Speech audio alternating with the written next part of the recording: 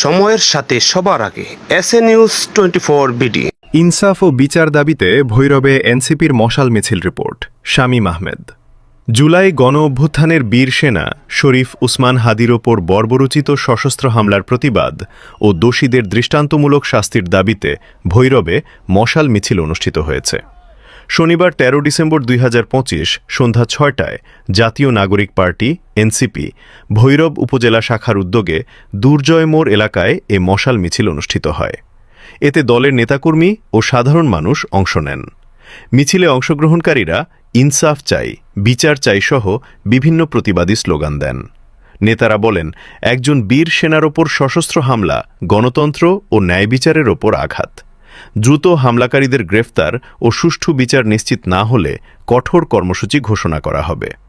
মশাল মিছিলে উপস্থিত ছিলেন জাতীয় নাগরিক পার্টি এনসিপি কিশোরগঞ্জ জেলা শাখার সাংগঠনিক সম্পাদক শরীফুল হক জয়, যুগ্ম সাধারণ সম্পাদক মাহবুব রহমান, কুলিয়ারচর উপজেলা শাখার প্রধান সমন্বয়কারী আরিফুল ইসলাম, আশুগঞ্জ উপজেলা প্রধান সমন্বয়কারী ইঞ্জিনিয়ার ডালিম, বাজিতপুর উপজেলা শাখার মুখপাত্র জারিফ রহমান আজাদ, কিশোরগঞ্জ জেলা যুবশক্তি সিনিয়র যুগ্ম আহ্বায়ক মানিক মিয়া, এনসিপি ভৈরব উপজেলা শাখার প্রতিনিধি রিসান কবির, ইফতি সিকদার শাহরুখ।